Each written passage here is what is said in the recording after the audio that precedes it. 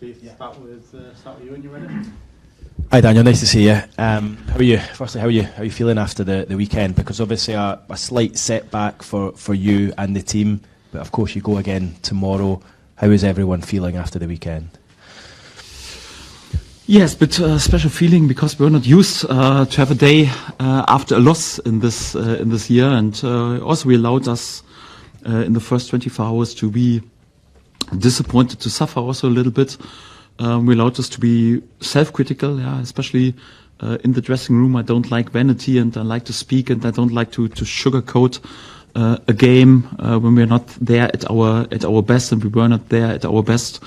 Away at Coventry, so we allowed us to be self-critical, but then it's also important not to dwell under it and to see also the bigger picture.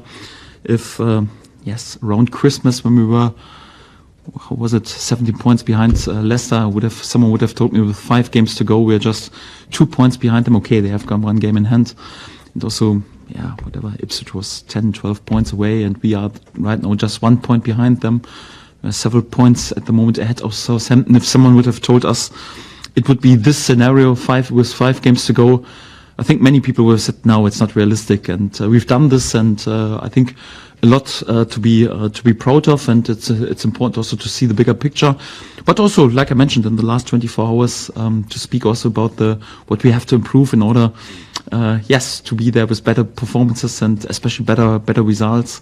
And this is what we've done. It's an absolutely enthralling promotion race with obviously the 3 teams, split by a point or 2, all going at it. Now, obviously, you've been involved before, you've been promoted as a manager. When it comes to this stage of the season, and it's so close between the clubs, is it about which team, which set of players deal with the pressure best? First of all, I would still think that also Southampton is still there in the race. So obviously they have the most difficult and complicated situation in order to finish in the top 2. But they have quality, and they have also shown before that they're capable to win several games in a row. I think 4 teams have still the chance to finish in the top 2, and will be a tight race. It's always about the individual quality. It's also about the quality as a team. It's also you need a bit of luck in terms of injuries, that no key player is injured or then available for the run in. But then it's also about the right mentality for this last 5 games, because one thing is to bring yourself close to the line, but it's also a different scenario and different topic than to have the mentality to bring it over the line. And you need a special winning mentality. This is what you need to have and need to show. And will be an interesting run in, and we'll see what happens in the next 5 games. Are you enjoying it? Yes, I'm a competitor, so I always enjoyed the crunch time period. I was never a big fan of friendlies and even after my career, so didn't like testimonials anyhow. So I wanted to play games as a player and also as a manager, where it's important. So I really enjoy this time of the season.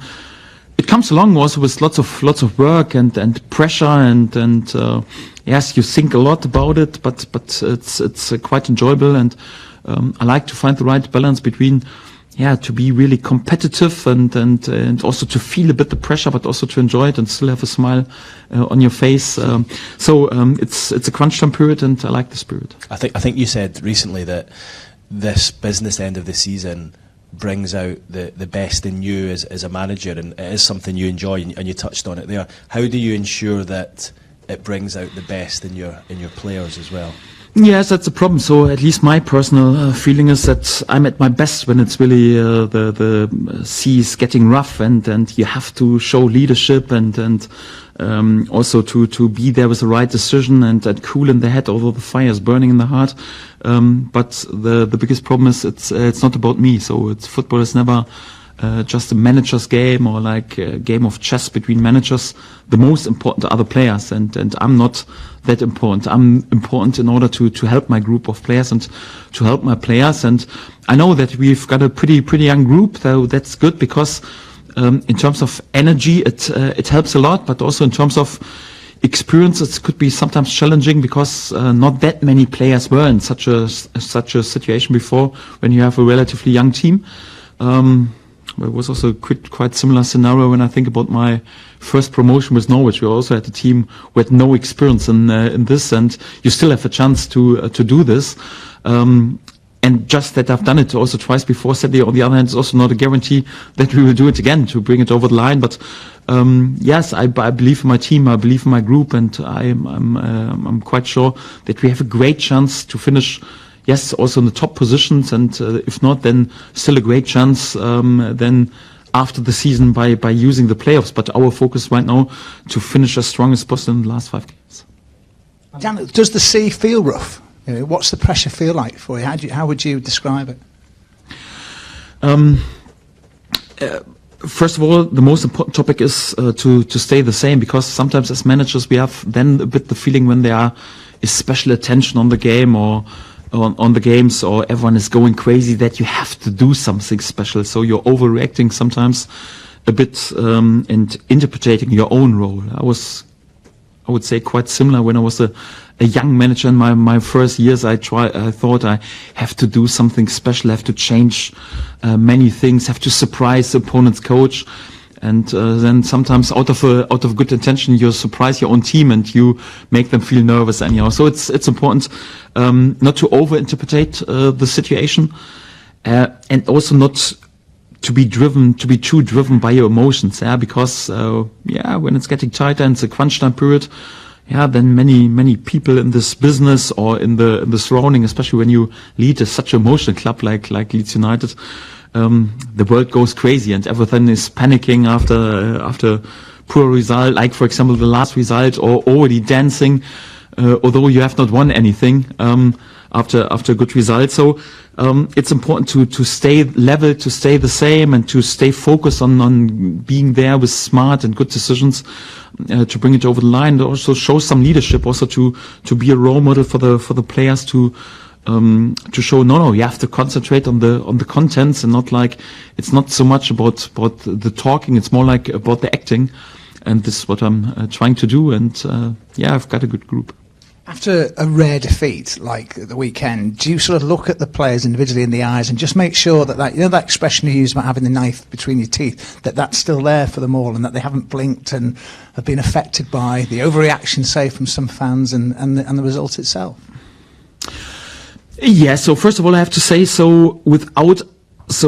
outside of our group with the players and the staff, everyone is allowed to overreact, because football is fun, it's emotions, and everyone, especially also supporters, can also be over the moon or totally down after a loss. So I think it's important to allow them this, but it's also important to focus the group on what is necessary. And to be honest, I could have done without a defeat, definitely. So without such a little setback that sharpens also all senses in order to be there.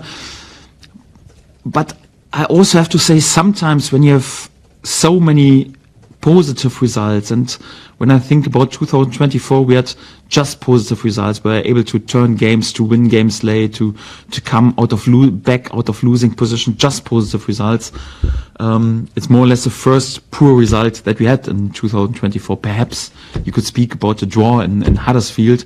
In the second half we played against 10 men. Perhaps that was the only case where we said, come on, we want to win even more points there. But if you just have the experience, even if we invest a bit more, we're coming away with a win, we're coming away with a good result. Yes, then sometimes a little setbacks also sharpens everything, the senses, and it's more like you take out of it. No, we can't afford to give 2% less. And this is also what I don't like the defeat, but it's more like I take it positive out of this, because if it leads to a situation that in the last 5 games, then we are really switched on and even find the last year, the last 2% that were a bit missing in the duels against Coventry. I think then it was definitely also probably then beneficial.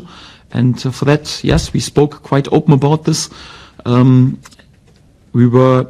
It's obviously a positive sign when we are not there at our best, and we still won each of the statistic in Coventry, apart from the most important and the only important statistic, the goals. But it says that even with a poorer performance, we are not far away from grinding out results, and it should give us even more confidence, but also more responsibility. No, come on, we have to be there with a natural aggression and invest even a bit more than we did against Coventry. If we do this, then we have a great chance to make sure that we win many points and we finish in the best possible position. Do you think it'll be the same squad for Sunderland, or will you have any additions, or has anybody dropped out? No additions. There's a question mark behind Islam Padu. He's struggling with illness in the last 48 hours. Was not available to train with us, not yesterday, also not today. So it will be a tight race if he's really available. We have a short session tomorrow morning. He would need to be available for this short session in order to be then in the mix, but there's a big doubt behind him. Yes, we still have to be a bit careful with Connor Roberts and also with Willian, because it was a bit like a positive surprise that they were in the squad, because the doctor said normally they are just really fully fit after this 90 minutes after this week, then really for 90 minutes, and they were just prepared for a short-term appearance. Both looked sharp, but also Connor in the end he felt also a bit reaction in his muscle. Last situation, for example, he should have taken the corner. I was not sure if he should take the corner, and we had a pretty poor corner, by the way, in the last moment when we sent Ilham Melier up. So we took him out of training yesterday. Just no new injury, just a bit precautious. The same with Willian, because the objective data was his muscle was a bit tired. So I think with them, they probably will both be available, but at the moment I can't confirm if they are available for more minutes than in the last game. I think in the next 4 or 5 days we still have to be a bit careful, and I just expect them to be really ready, fully ready for 90 minutes, if I'm honest, just for the Middlesbrough game. And how do you go about a side like Sunderland who've got nothing to play for? Have they? Mid-table, not up, not down? Yes, nothing to play for. In this business is relative, I would say. Every point is important. It says a lot enough about the ambition of this club that they had several changes in managerial position. Although they were never in danger of being in the worst position, I think the first change in management they had once they were sitting in the playoff ranks or even close to the playoff ranks says enough about the ambition of this club and where they want to finish, and they have lots of individual quality. They have many good players. They had many really good periods during the season. Obviously, not the best period in the last weeks and the last month. Otherwise, they would be in a much better position. But it's like for each and every other team. So a game against Leeds United is always the biggest stage and the biggest spotlight. It feels a bit like more like a cup game for each and every opponent. So each and every opponent against us during the season, when I read the pre-match report, it's always like a sold-out stadium, first time since 10 years, since 20 years. Yeah, it's against Leeds United. Right now, they face us in a game. No one has won 3 points here at Elland Road during the whole season.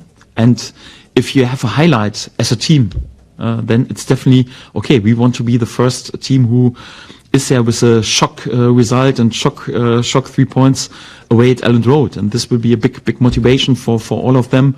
It's also a club with ambitions, and you can't afford when you represent a club then to say no, we have nothing to play for. So you always play for the pride, for the supporters, for the whole club, and it's more the other way around. They play perhaps even without having much to lose and without pressure. They can play with freedom, and for that I'm quite respectful, and I also know how difficult it is to win points out of them, out of the first leg against them. Yes, we have to be on it, that's definitely for sure. Hi, Daniel. Patrick Bamford obviously had a brilliant return to the team when he came back, at the turn of the year. It's obviously been a bit more frustrating of late. I mean, how is he at the minute? Have you had to say anything to him, and sort of how do you get the best out of him in this run-in and these remaining games, really? No, so Patrick is experienced. He also knows that, especially as a striker, so there's not either you are top class and everyone celebrates you and sings your name or you're poor and you're the reason that we don't score. So this is the fate of a striker. You are either in the spotlight you're in the spotlight either in a positive way or in a negative way. We don't even have to speak about it. But I also would like to say it's important that also with our emotions in a positive and negative way, it's important that we don't exaggerate. So we have sometimes a tendency to praise our young academy starlets without having played one ball. For us in the first team, to speak already about them, they are the talent of the century. It's not healthy for this young guy. So a young player, after good 10, 15, 20 minutes, it's the future of Leeds United. So it's important not to put too much weight on the shoulders, but also in the other way around. Once a player has a more challenging and more difficult period, and obviously as a striker like Patrick, in the recent games he didn't score, then also not to underestimate what he's giving to the team. And Patrick is also a bit a special player, and we won't change it anymore. Also had to learn this a little bit, because in the beginning he was also waiting a bit for his chance in the starting lineup, and also had the feeling, come on, I want to see a bit more in the training that you're on it. I also had to learn that it's also a bit more like Patrick's natural appearance, because he's such a tall guy with his movement. If he scores a goal, then he looks like he has this natural self-confidence, and he's an elegant player, and he's top class, and then he scores goals like this Willian at Peterborough, and everyone thinks he's even better than Marco van Basten in his prime. And if he's not scoring goals, then everyone speaks, his natural self-confidence looks a bit like arrogance, and he looks that he's not on it. I have to point on the statistic on the last game. Patrick was the offensive player on the pitch who covered the biggest distance when he was there till his substitution. Not just for us, even for the opponent, within the opponent players. So no other offensive players covered more distance than Patrick Bamford. He was the number 2 of all of my players in terms of sprint distance. Number 2, high speed distance. So he was the player, I would say, even with the best work ethic in terms of what he invested into this game. It doesn't look like this because he's so tall. He's a bit skinny. So sometimes a smaller, a powerful player looks then a bit more energetic, and sometimes if he doesn't score a goal, it looks like he can be a bit more focused and a bit more on it. That shouldn't take anything away that I also got the feeling in 2 or 3 scenes, especially his big chance, he could be a bit more focused, but don't underestimate what Patrick Bamford is really doing for us, and still doing when he's not scoring goals. And we need him also with his work ethic and also with his experience. And overall, it's also important to have a look what we have done, especially also since he came back into the starting lineup. Yeah, no team has won more points. We were in the 15 games unbeaten run. Yes, and if there is a first game that we lost with him in the starting lineup in this year, this shouldn't put all our faith away from him. So it's important that we also back our key players. That it doesn't mean that he's always like there was a guaranteed starter. We have also lots of competition. We have other players who can play in this role. Matteo Joseph is on a good way. Joao Pirou has delivered in this position. Georgie Rutter in the beginning of the season. So we have also other options. So it's also for Patrick. He also needs to deliver, and he knows, the last games could be a bit stronger and holding the ball a bit better and a bit more focused in front of the goal. But I would never question his work ethic and his workload, and also his value for us as a team. And I don't even have to speak with him about it because he knows how the fate and the life of a striker is. It's important. Right now we have 41 games played and brought us into a brilliant position. Right now it's important not to question our players too much. Anyhow, there's no time for any experiments, and we definitely need a good Patrick Bamford for the run. Definitely good stuff. And you talk about obviously the 41 games and the 86 points you're on. I mean, obviously at the weekend, I suppose automatic promotion came back into your own hands, obviously with Ipswich's result, and then obviously back out again after the defeat. But do you look at it as like it being in your hands or out of your hands sort of thing with 5 games left or not? Because I mean, with 5 games left, the facts are, if you were to win all 5, you'd be on 101 points, which would be like ridiculous total. I mean, do you look at it in and out of your hands sort of thing, or is it not really a factor? No, with this amount of games to go, this is exactly the feeling that we have it in our own hands. And I mentioned several times before, it's just important how many points we will win. Yeah, it's important. And I mentioned this especially. We need to win our home games. And if we win our home games, and then, yeah, also like to grind out here and there a good result also on the road, then happy days, and we will finish in a top promotion, top position for that allows us also to speak about automatic promotion. So if I can give one message, we have to make sure as a group of players, staff members, also together with our supporters, if we want really something to cheer about at the end of the season, let's make sure that we play this last 3 home games like cup final. Make sure that we have the best possible atmosphere ever, and even that our supporters, if they really want to celebrate in the end of the season together with us, make sure, if it's anyhow possible, that you guys carry us also through perhaps even a bit challenging periods during the game. So obviously it's up to us to deliver on the pitch, but yes, if we want to celebrate all together, let's make sure that we are successful in these home games. And I'm quite sure if we do this, then we have a great chance to finish really in a position where we want to finish. Thank you. Hi, Daniel. Obviously, the odd loss is capable from any of the top 4, but for you to feel that Southampton can still make the top 2 would suggest that there would be a collapse of some kind from 1 or 2 of the top 3. So do you still see that as a possibility for some of these elite teams at this stage? Yes, because the run-in, to grind out results in the run-in is even more difficult than to say in the middle of the season, okay, we are there with a spell with 8, 9, 10 wins in a row. That is sometimes possible, but to deliver this in the run-in when you face sides who are also fighting for example, on the wrong end of the table for their life in order to survive, to grind out a point is always difficult. If you have a look also in the past, quite often there are some unexpected results, or it's never easy to finish really with a finish and you win whatever the last 7 or 8 in a row. But if there is a team who's capable to do this, they have a good chance to make already a big step also in the table. Obviously, like I mentioned, it's the best position is there for Leicester, second best for Ipswich and for us, and Southampton has from the 4 competitors probably the worst position, but they have still 2 games in hand in comparison to us. If they win it, the point gap is for example also not too big, and they play against us, they play against Leicester, so means if they win these games, then automatically their direct opponent is not winning any points, so there's still a chance, and for that I think it's important to be respectful, because around Christmas, or after Christmas, no one was really talking about us, and then out of a sudden we are back in the mix. So in this league, crazy things can happen, and for that I still think that everything is possible.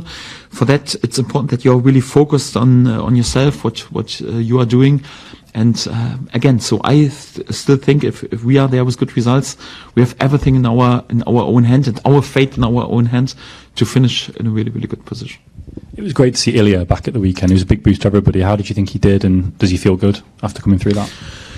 Yes, he played, thank God, for 65, 70 minutes, perhaps even a bit longer than I thought he could give after being out for 2.5 weeks. I mentioned, so it was definitely a bit unlucky that after the last international break we had to do without, in red hot form players like Willian, like Ilya Gruev, like also Connor Roberts, who has delivered in the games before. It also played a crucial role, although he didn't play each and every minute.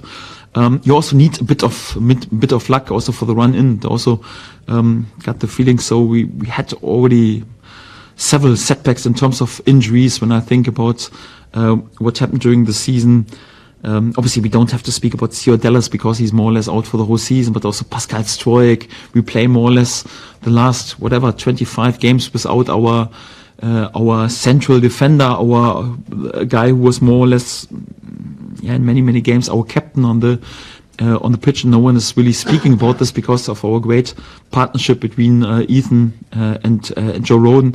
So hopefully we deserve also a little bit of luck in the run in, and it was definitely beneficial for Ilya to have the 65 minutes. Hopefully right now also from day to day the availability of Willie and Connor will improve, and hopefully no new injury concerns for the run in. So if we have this group together, then I think we have also a good chance to show really good performances and grind out really good, important results.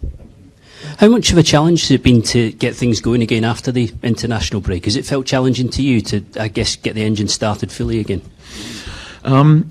Yes, so always after international break it's always a bit tricky, yeah, because they are 2 weeks away, and yeah, when I compare the style of football of many national teams, they play sometimes, I wouldn't say completely different, but also in many ways in a different way in comparison to us, and then to focus them without having really training sessions on what we want to do, especially once you have straight away a busy schedule like we had, Good Friday, Easter Monday, then more like the weekend on Saturday. It's always a bit tricky. Right now also we keep going with Tuesday, Saturday. It's tricky, but this time around it was even more tricky. First to the schedule because we played already on Good Friday, but second also that key players were out with injuries. So this was really challenging, but yeah, it's also not helpful if we then feel too sorry for ourselves or complain about fate or why this injuries at this point. Why did Ilya Gruev has an injury in a friendly in El Clasico away Bulgaria at Azerbaijan? Was it really necessary? It makes no sense to complain about it. So it's more or less like, yeah, we just can concentrate on the things we can influence. And yes, it was challenging. And right now, hopefully it's improving also from day to day. And we want to make sure that we don't look back. We just focus on what happens from now on. And the reality is tomorrow, important game. And we want to win the points.